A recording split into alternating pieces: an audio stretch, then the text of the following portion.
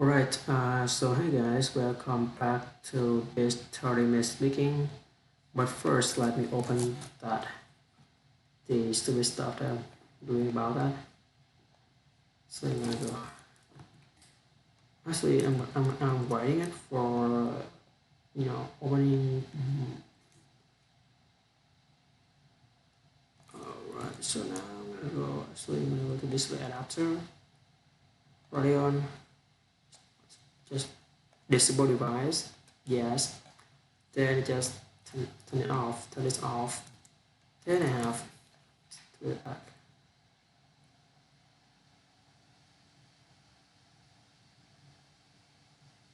Um, and here I have this one, right?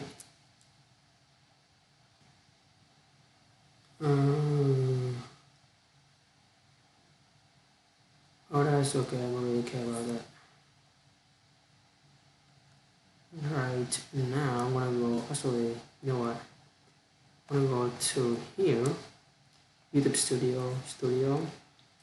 Actually, I need to go back here for checking my stuff whether correct in the correct way. I'm gonna change this one to number 2, right? I have 1, 2. I have this one. I have this and that.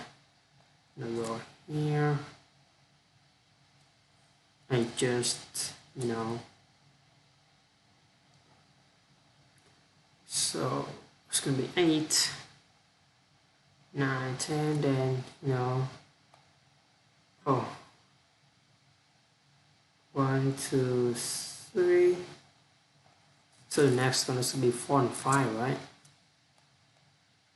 No, it's not this one. It's not this one. It's not that. It's not that. It's not that. I'm gonna go create, upload video, select file. Actually, you know what? I don't need this one anymore. Just delete it. Let's take it just in case. Discord, I don't need it anymore. Java setup. Not sure if I'm even gonna use it. So relax here. OBS video. Here it's gonna be 3 and 4 and 5. It's gonna be 4. Next. Publish. Then when I go to close, create, upload video. Number 7. 4 and 5. Next, publish,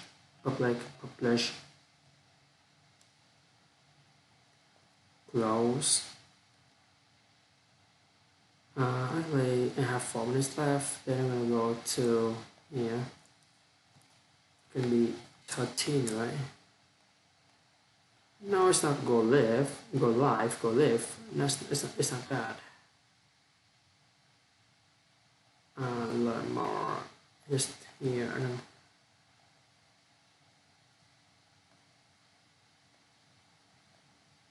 Go. What happened? Locked. Go back to this site. YouTube Studio. Create. Upload video. Select file. Number 5. 13. Public. Then I can keep it like that. And now I'm gonna go to Google Meet. Actually here, new meeting, start instant meeting. Then I just join the class. Then just turn on caption. Alright, so it is pretty good now, right? So I'll be there, or you'll be there. You'll be there next week, or you'll be there next week, or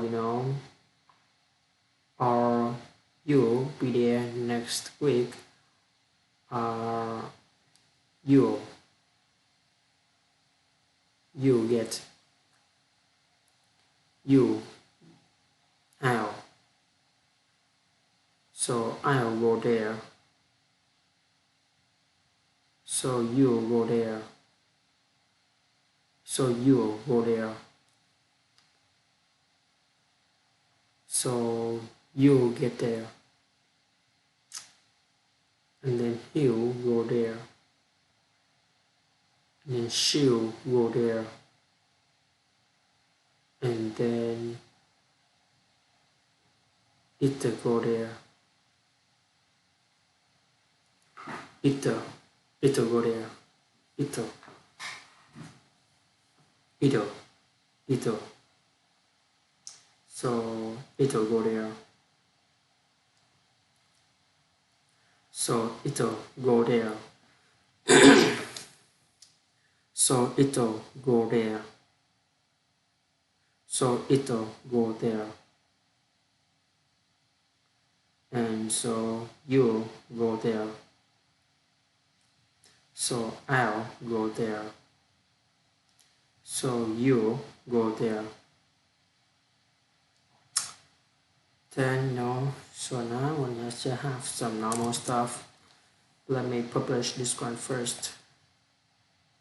Then 13 have the 14, right? And now just have put the pen inside my mouth, just take it out loud. Then I have, this can be a good idea for me, right? Yeah, why not? Sure, probably it's gonna be a good idea for me though.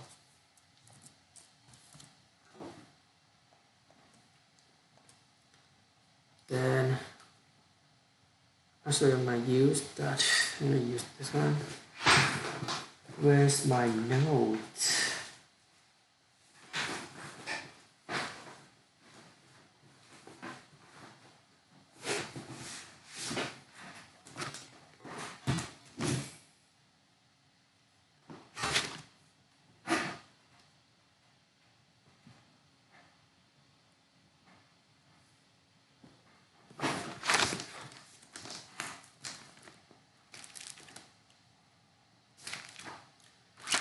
Okay, so I have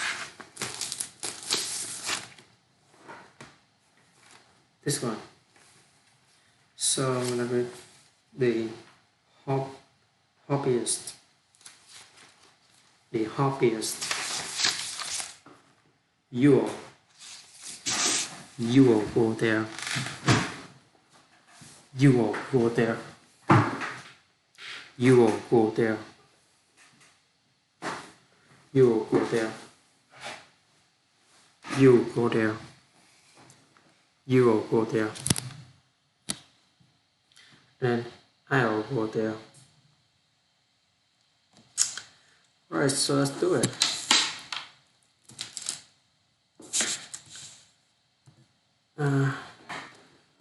This one higher. This one bigger. That's good.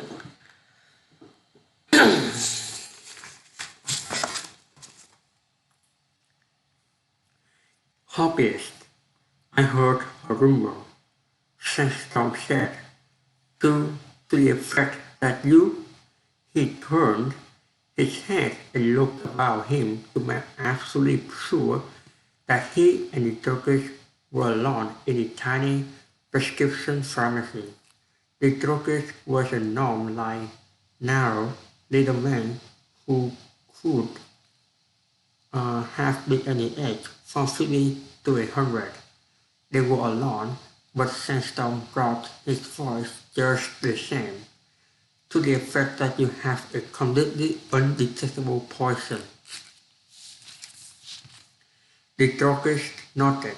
He came around the counter and locked the front door of the shop, then walked toward a doorway behind the counter. I was about to take a coffee break. He said, "Come with me and have a cup." Sandstorm followed him around the counter and through the doorway to a bathroom ringed by shelves of bottles of flour to ceiling. To ceiling.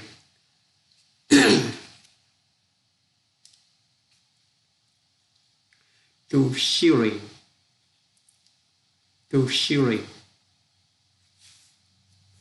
To ceiling. To ceiling.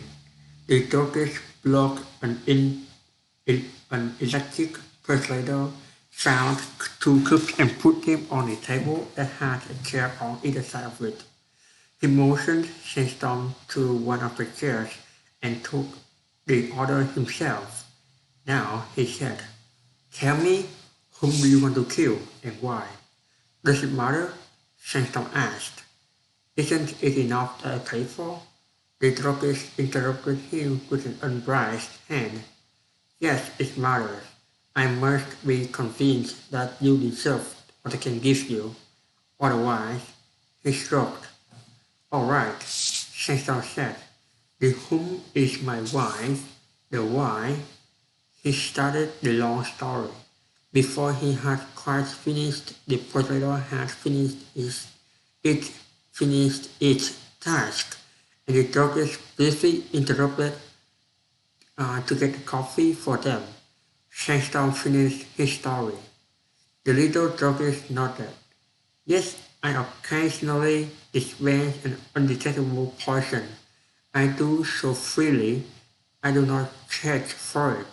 If I think the case is deserving, I have helped many murders." "Fine," Sandstorm said. "Please give it to me, then." The doctor smiled at him. "I already have. By the time the coffee was ready, I had decided what you deserved it. It was, as I said, free, but there's a price for the antidote." Sandstorm turned pale. He had anticipated, not this, but the possibility of a double cross or some form of blackmail. He pulled, he pulled, he pulled, he pulled a pistol from his pocket. The little druggist shocked. "You daren't use that. Can you find the antidote?" He waved at the shelves. "Among those thousands of bottles, or would you find a faster, more virulent poison? Or if you think I'm bluffing, that you're not really poisoned, go ahead and shoot. You will know. You'll know. Go ahead and shoot. You'll know the answer within you'll shoot. You'll know the answer within 3 hours when the poison starts to work." "How much for the antidote?" Sandstorm growled. "Quite reasonable. $1,000. After all, a man must live. Even if his hobby is preventing murders, there's no reason why he shouldn't make money at it, is there?" Sandstorm growled and put the pistol down, but within reach, and took out his wallet. Maybe after he had the antidote, he'd still use the pistol. He counted out $1,000 in $100 bills and put it on the table. The druggist made no immediate move to pick it up. He said, "And one other thing, for your wife's safety in mind, you will write a confession of intention, the formal intention, I trust, to murder your wife. Then you will wait till I go out and mail it to a friend of mine on the homicide detail. He'll keep it as evidence in case you ever do decide to kill your wife, or me for what matter. When that is in the mail, it will be safe for me to return here and give you the antidote. I'll get you the paper and pen. Oh, one other thing. Although I do not actually insist on it, please help spread the word about my undetectable poison. Will you? One never knows, Mr. Sandstorm. The life you save. The life you save. If you have any enemies, just might be your own." "I heard a rumor," Sandstorm said, to the effect that you..." He turned his head and looked about him to make absolutely sure that he and the druggist were alone in the tiny prescription pharmacy. The druggist was a gnome-like narrowed little man who could have been any age, from 50 to 100. They were alone, but Sandstorm dropped his voice just the same, to the effect that you have completely undetectable poison. The druggist nodded. He came around the counter and locked the front door of the shop, then walked toward a doorway behind the counter. I was about to take a coffee break. He said, "Come here and have a cup." Sandstorm followed him around the counter and through the doorway to a back room ringed by shelves of bottles from floor to ceiling.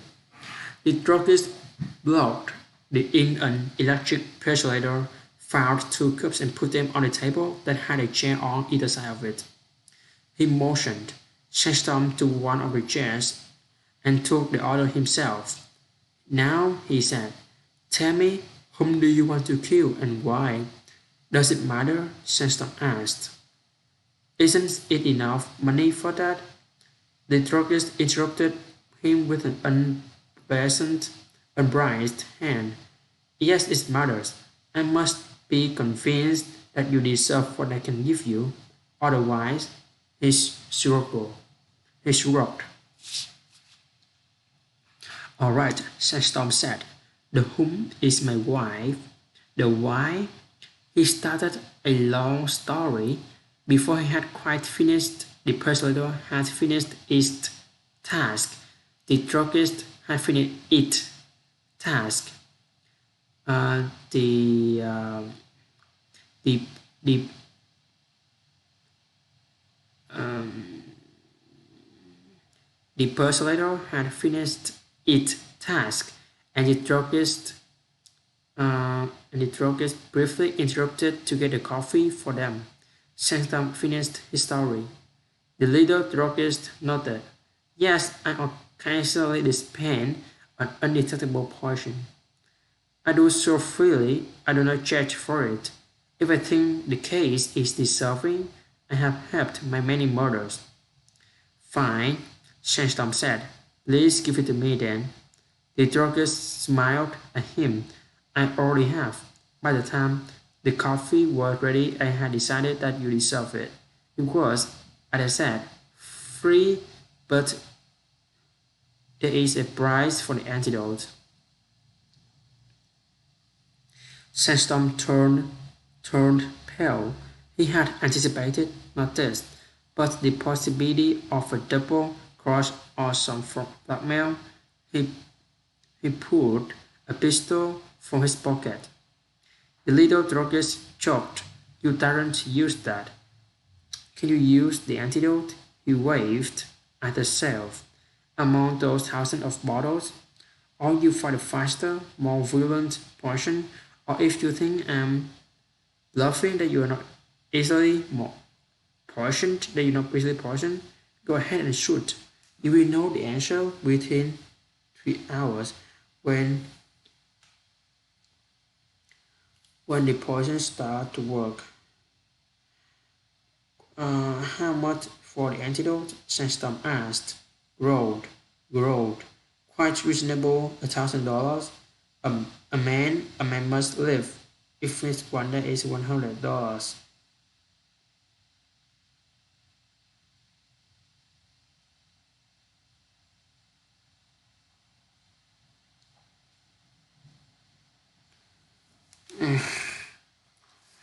Bills and put it on the table.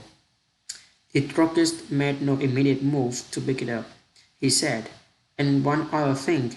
For your wife's safety and mine, you will write a confession of your intention to your former intention. I just your murder you just to murder your wife. Then you will wait till I go out and mail it to a friend of mine who won't be outside detail." Um, He'll keep it as evidence in case you ever do decide to kill your wife, or me, for what matter.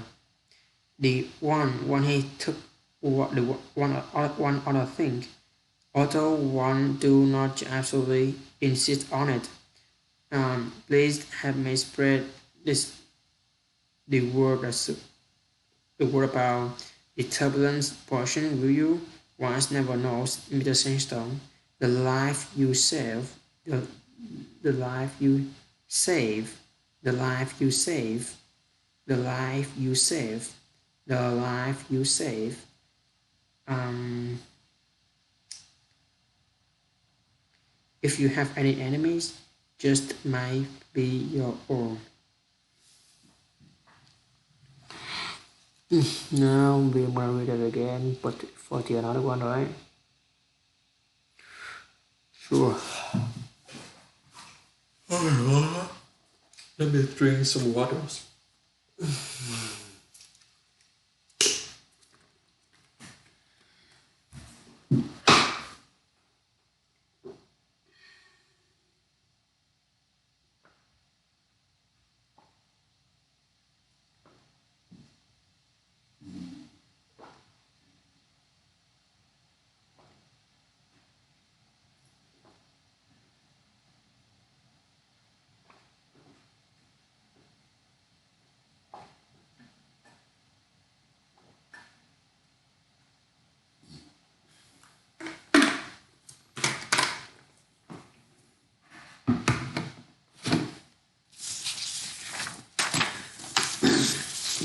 Right.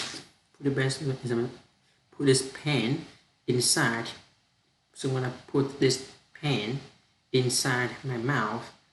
So I'm gonna put this pen inside my mouth, as and speak this short story. Short story. The country is India. A colonial official and his wife are giving a large dinner party.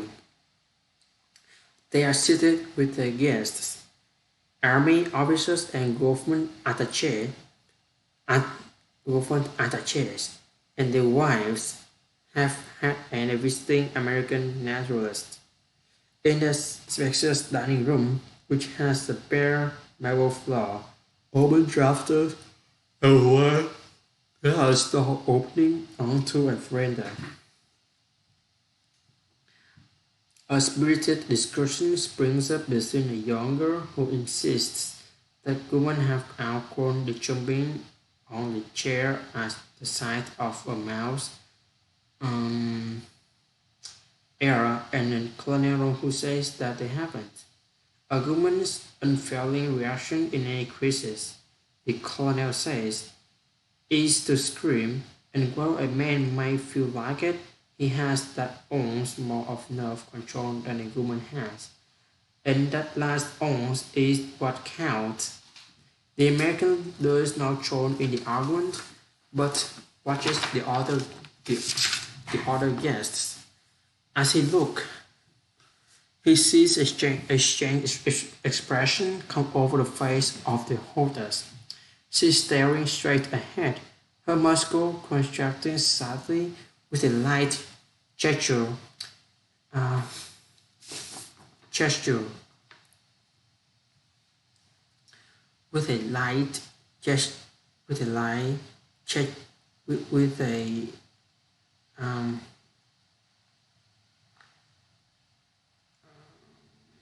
so- so- with a slight check, with a slight gesture, his mouth gesture. With a slight gesture, his mouth, the native boy standing behind her chair and whispers to him. The boy's eyes widen. He quickly leaves. He quickly leaves the room. Of the guests, none except the American. Oh.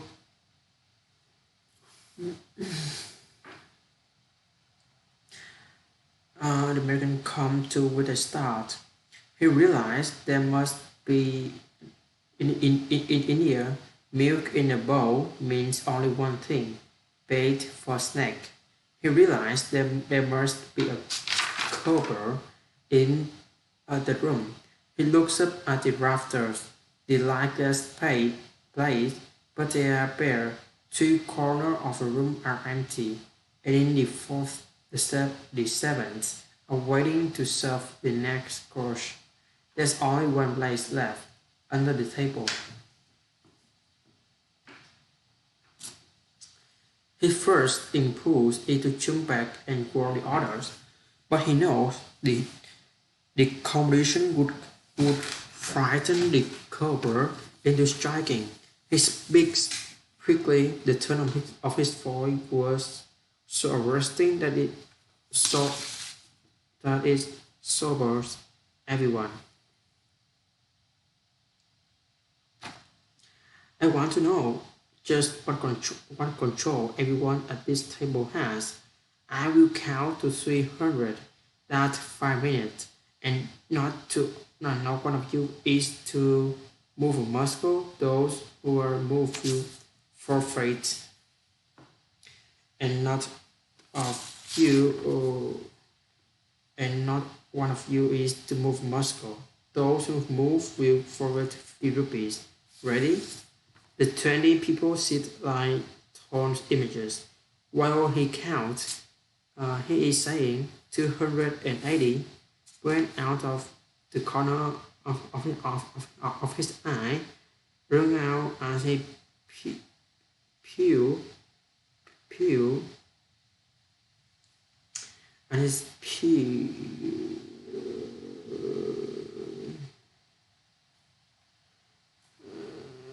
You were right, you were gonna.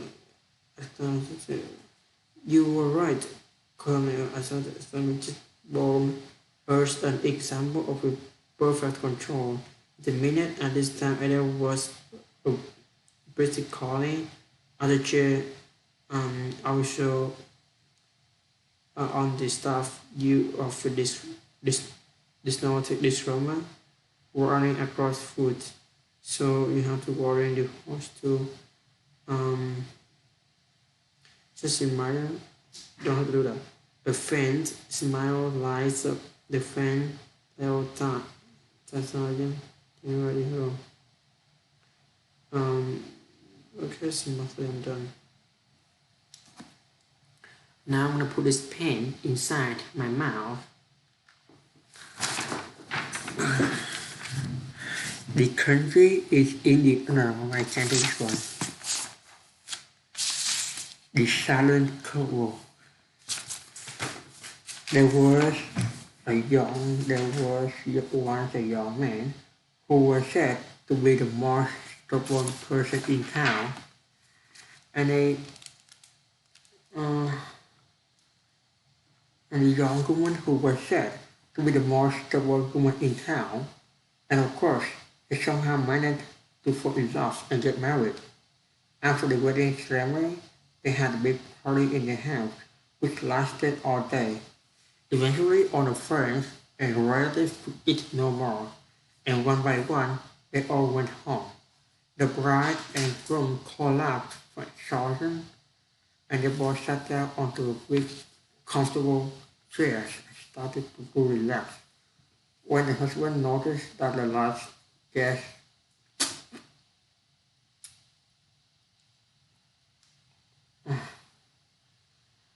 to leave, had knocked the door after him. My dear, he said, would you mind getting up and shutting the door? Be honest. Uh,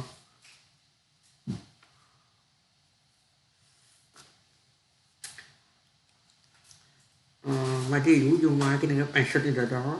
There's a draft coming in. Why should I shut it? Yawned the wife. I've been on my feet all day, and I just sat down. You shut it. So that's the way it's gonna be? Snapped husband. Just as soon as you get a ring on your finger, you turn into a lazy, good for nothing. How dare you? shouted the wife. "We haven't been married a day, and already you calling me names and ordering me around. I should have known this is the kind of husband you would turn out to be." Nah. Grumble, must I listen to you complaining forever? And must I always listen to you complaining and whining? Asked the wife. Nyeh, nyeh.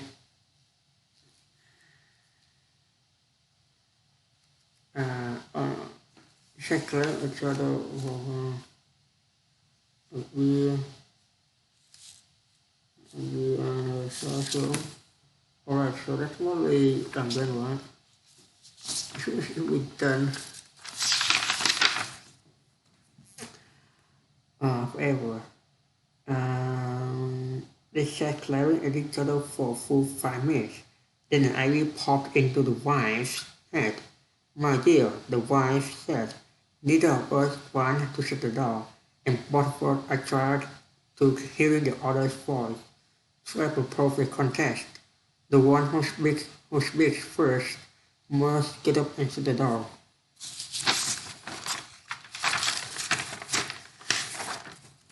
"It's the best idea I've heard all day," replied the husband. "Let us begin now." So they made themselves comfortable, each on a chair, and sat face to face without saying a word. They had been that way for 2 hours, when a couple of thieves with a cart passed by and saw the door open. They crept into the house, which seemed perfectly deserted, and began to steal everything they could lay their hands on. They took tables and chairs, pulled paintings off the walls, pulled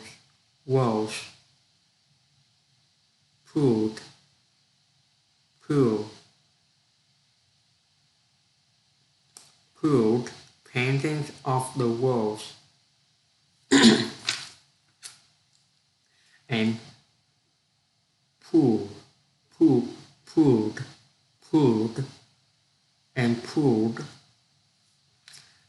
pulled paintings off the walls, and even rolled up of the walls of the walls of the walls. And it was rolled up carpet all through the top. The husband and wife remained silent. "I can't believe this," thought the husband. "They'll take everything we own, and he won't make a sound. Why doesn't he call for help?" The wife suddenly asked herself, "Is he just going to sit there while they do whatever they want?"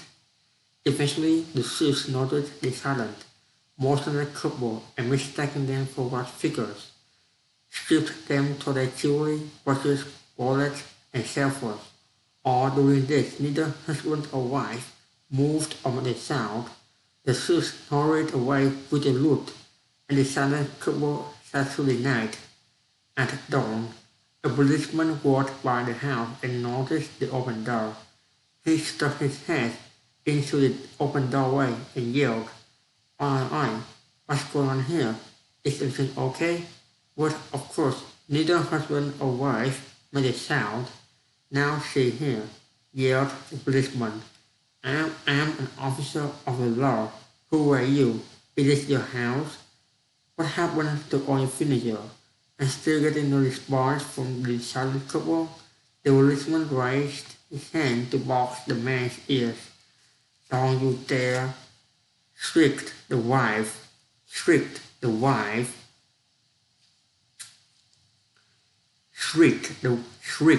wife, jumping to her feet. "That's my new husband, and if you lay a finger on him, you'll have me to answer to." If you lay a finger on him, you'll have me to answer to. "I won't," yelled the husband, clapping his hand and jumping about. "Now go shut the door."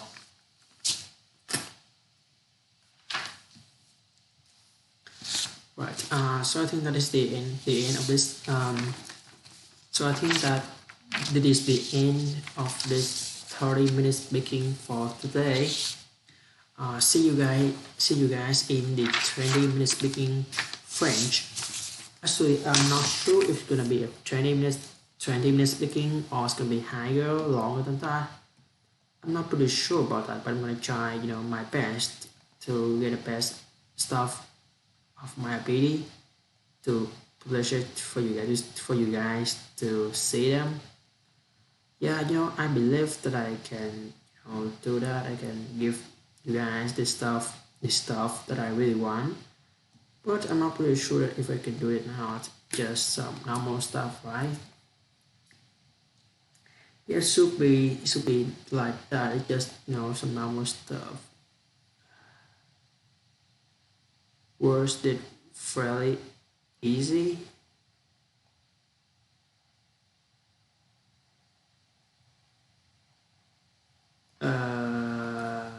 He said that is that it easy? I'm not sure.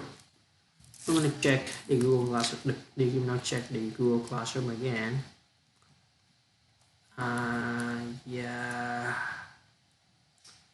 Okay, so he still said that Maxi was this fairly easy. How can I say that? Like, I'm not sure because I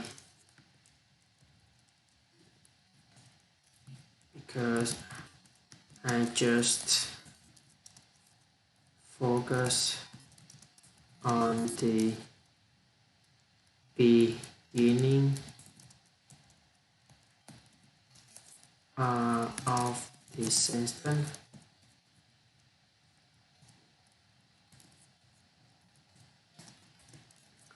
From subject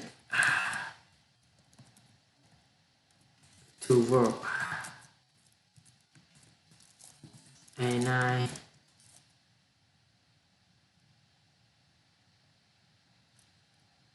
actually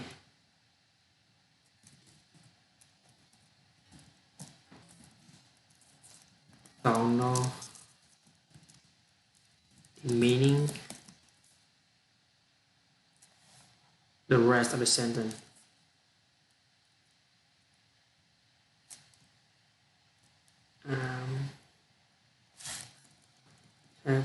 To sentence, and I just get rid of the object. That's really good, right? All right. So bye guys. See you in the 20 minutes speaking French. And now I think I'm just do some stuff before I go down there. All right. All right. See you guys. We're just gonna go down there and go straight down there, right? If you really want to do that, that's okay. Right. Bye guys. Let me turn off this one. Turn off this one because shortly actually finish all of them, right? It's not it's a very tough thing. Yeah, for me to do that. It's tough, isn't it? Okay, that's good. We're gonna restart this one for a little bit if you really want to do that. But just I'm waiting for this video to finish it stuff. Then if it finishes, just turn off. Actually, it's done. I just did this one, right? Then mostly I'm done. So, right.